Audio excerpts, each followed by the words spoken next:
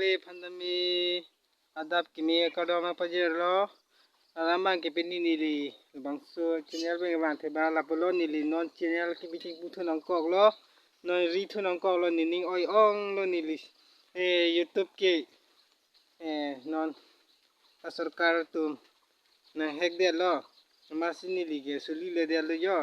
non na kimia ko channel ti kan putu dang lo ni ning oi pik lo ni ta Nili to kada cholong nilang pian YouTube nang hack dead lo. Ase ako normal ga kimi non dak chi putu nang ko no dak lang ku si do ma sinili lang ku present present. Ako non channel kimi chi putu nang ko lo ningo oi bang la lo. E normal lam ke nang le tum da chini po no bhani la YouTube nang tami than pon lo. Mane Pakistan tum phan Pakistan tum YouTube bian ji pu hok lo.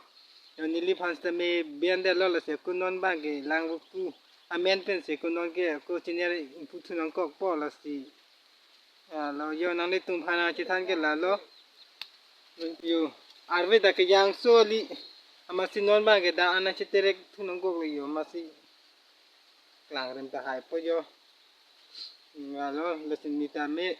ming oi pigan no to vi aporan ke ko sonu ma pu chiner timni kang puji phanta